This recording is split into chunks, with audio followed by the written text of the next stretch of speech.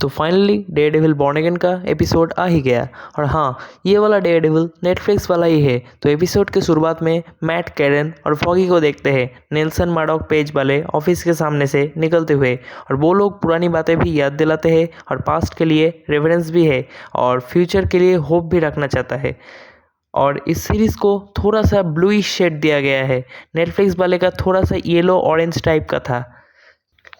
फिर ये लोग पहुंच जाते हैं जोसीज बार में, जो कि हमने पहले के डेयरडेविल के सीज़न में भी देखा था और ये कॉमिक बुक में भी एग्जिस्ट करता है। इस सीरीज़ में थोड़ा सा इसको चेंज किया गया है कि जो ओनर है जोजी, उसको सिर्फ एक ही चीज़ से नफरत है कि उसके बार में कोई वायलेंस ना करे और जो भी लड़ाई है वो बाहर जाके करे।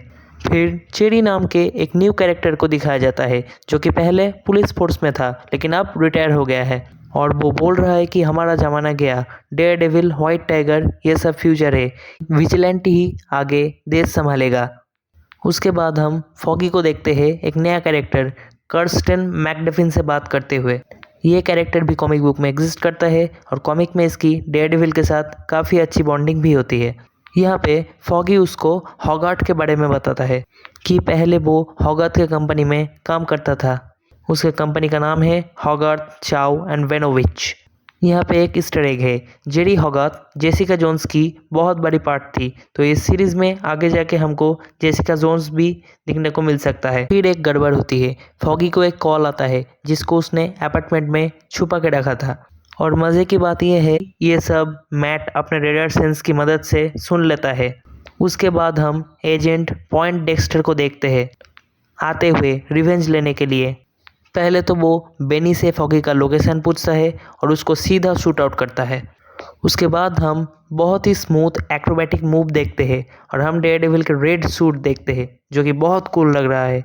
उसके बाद हम देखते हैं कि बुल्सआई और डेयरडेविल के एक खतरनाक फाइट भी चल रहा है।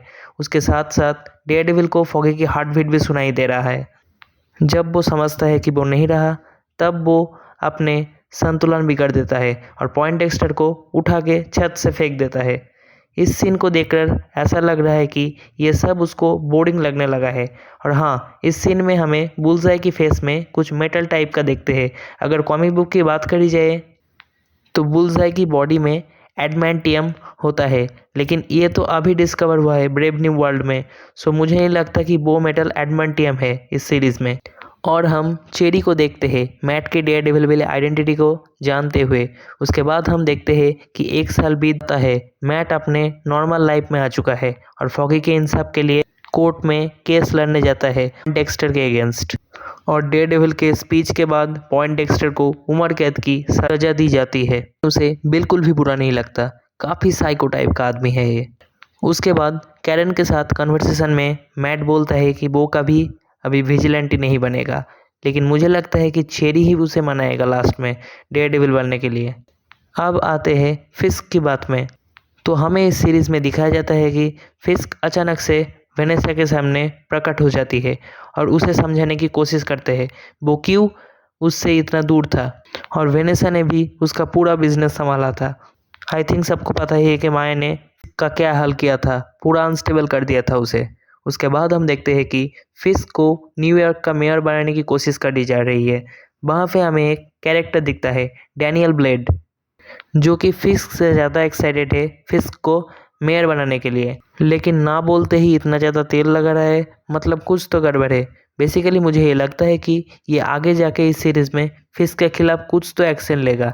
उसके बाद आते हैं मेन मुद्दे पर। मैट को जब पता चल जाता है कि वो न्यूयॉर्क का मेयर बनने वाला है तब वो सीधा जाके उसके साथ बात करता है। फिस्क बोलता है कि वो बदल चुका है, वो अब इस शहर का भला करना चाहता है, लेकिन मैट को तो पता है कि वो झूठ बोल रहा है। और मैट भी उसको बोलता है कि वो विजिलेंटी बनना छोड़ दिया है, लेकिन उसके बाद वो बोलता है कि अगर कुछ ऊंच नीच हुआ तो फिर से आएगा वो। और फिस्क भी बोलता है वो किसी मास्क पहने विजिलेंटी को इस शहर में अलाउ नहीं करेगा। तो बेसिकली दोनों के बीच में एक सौदा होता है, अभी देखते हैं पहले कौन वादा तोड़ेगा। उसके बाद फिस्क न्यूयॉर्क का मेयर बन जाता है और डेयरडेविल के डेविल वाले सीन के साथ ही इस एपिसोड की एंडिंग होती है। फिर उसके हाफ फेस में रेड लाइट पड़ता है। यहाँ पे हमें बेसिकली समझाया जा रहा है कि पिक्चर अभी बाकी है। दोस्त, अगला ब्रेकडाउन जल्दी आएगा, तब तक इसको लाइक और चैनल को सब्सक्राइब कर देना।